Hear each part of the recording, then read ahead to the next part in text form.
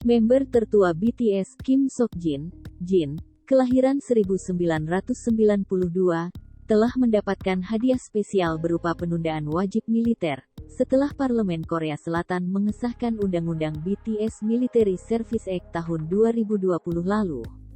Sampai saat ini, semua pria Korea Selatan yang sehat, diwajibkan untuk mendaftar wajib militer selama sekitar 20 bulan setelah mereka berusia 28 tahun, atau lebih cepat. Majelis Nasional Korea Selatan, yang terpukau dengan kesuksesan global BTS, datang untuk menyelamatkan Jin dengan meloloskan revisi Undang-Undang Dinas Militer negara tersebut.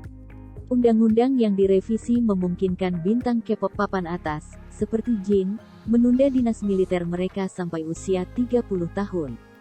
Dengan syarat harus menerima Order of Cultural Merit, yaitu penghargaan yang diberikan oleh Presiden Korea Selatan kepada pihak-pihak yang dianggap telah memberikan pelayanan luar biasa di bidang kebudayaan dan seni.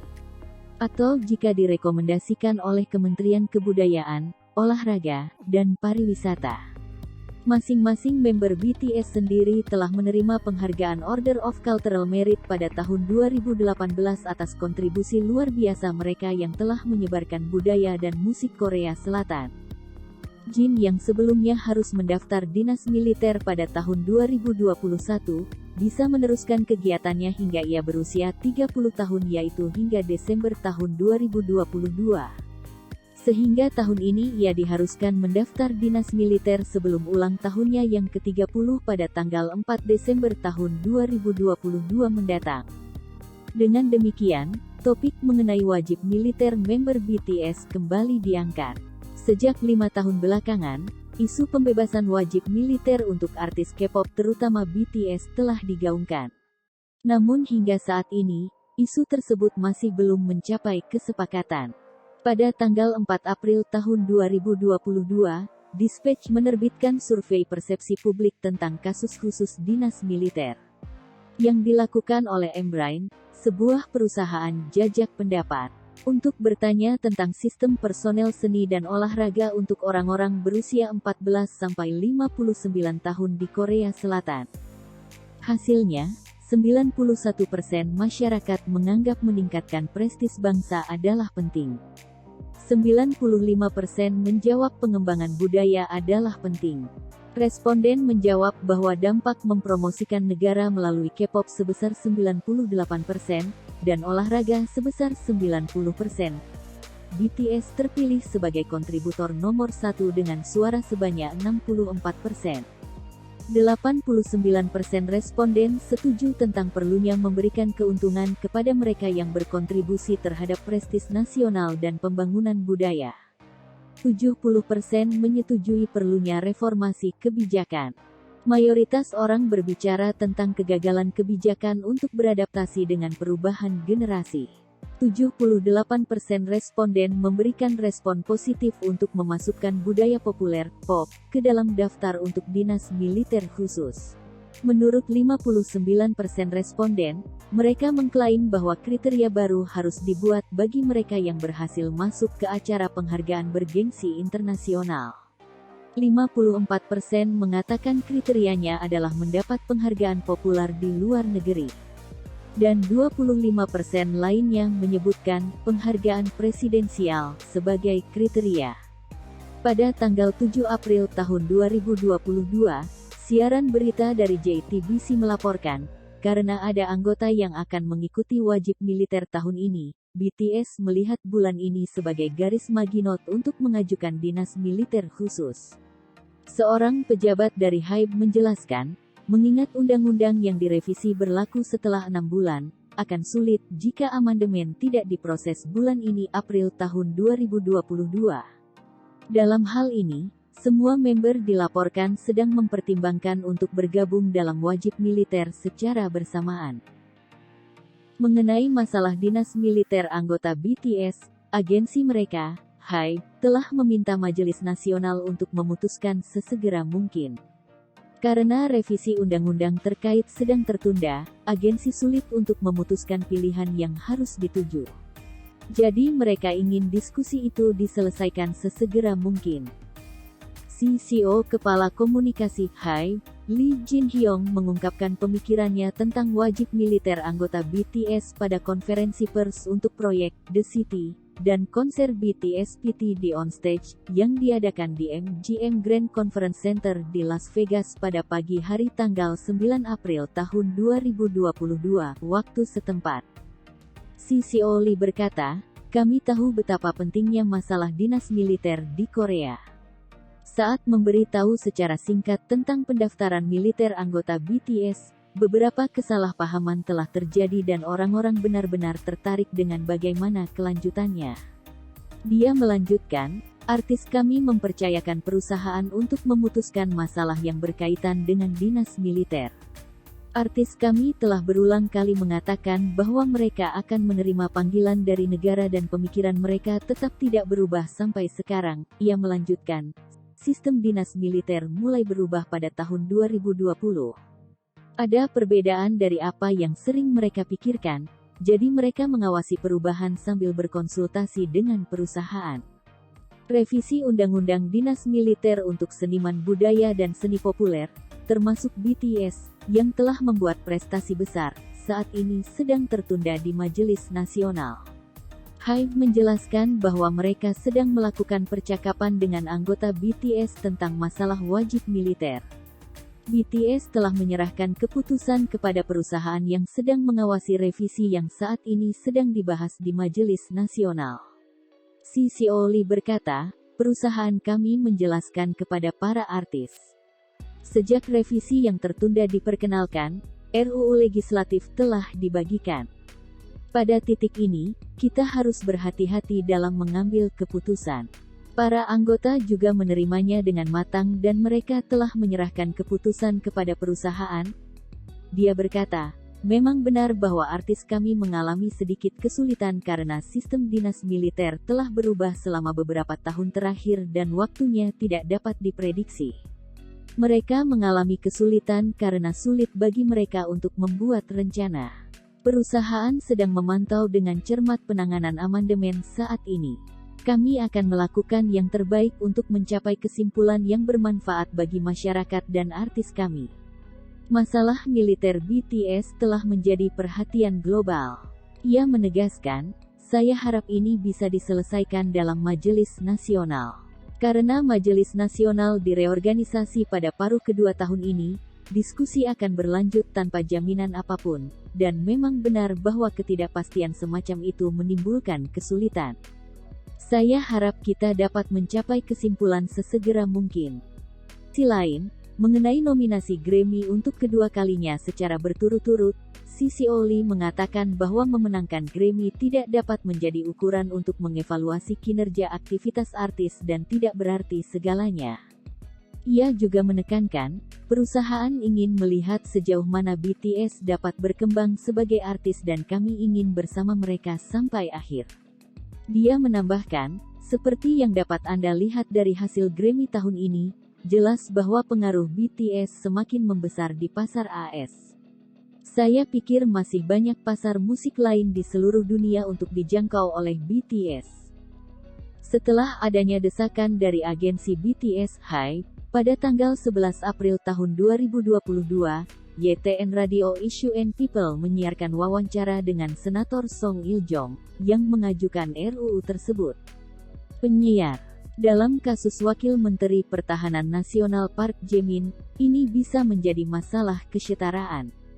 Misalnya, apakah berlaku juga jika bukan menjadi nomor 1 di tangga lagu Billboard, tetapi nomor 1 di tangga lagu Inggris atau tangga lagu Oricon Jepang?" Dengan kata lain, isu pemerataan dalam dinas militer merupakan isu penting sehingga standar tidak boleh terlalu diperluas. Apa posisi Anda? Song Il-jong, "Nampaknya, Billboard di Amerika Serikat adalah seperti Olimpiade bagi musik populer. Jadi saya pikir akan bagus untuk menimbang dengan Billboard, American Award, dan Grammy, ketiganya." Penyiar, mengenai BTS, apakah Undang-Undang Dinas Militer akan dibahas dan disahkan lagi di Majelis Nasional pada bulan April? Apa prediksi Anda? Song Il-jong, "Kami telah mencapai kesepakatan antara sekretaris partai yang berkuasa dan oposisi, Kami sepakat untuk membuat keputusan dengan cepat pada bulan April. BTS telah membawa negara ini menjadi negara kelas 1 yang memimpin dunia dalam musik populer, dan sekarang giliran negara untuk membalas orang-orang ini. Senator Song Il-jong juga berkata, sepertinya ada celah dalam hukum jika BTS tidak menerima dinas militer khusus meskipun telah mengangkat martabat nasional. Jika Anda memenangkan Billboard selama 1 minggu, efek ekonomi yang diberikan adalah sebesar 1,6 triliun won. BTS memenangkannya selama 17 minggu. Manfaat nasional yang diberikan adalah sekitar 56 triliun won, yang merupakan kontribusi besar, tegasnya. Ia juga menjelaskan perlakuan khusus yang akan mereka terima jika undang-undang BTS tentang kasus khusus dinas militer diloloskan. Dia berkata, pelatihan militer dasar diperlukan selama 4 minggu. Seperti siswa khusus olahraga, ini adalah sistem pelatihan selama sekitar 1 bulan dan kembali bekerja setelah menyelesaikan pelatihan dasar militer.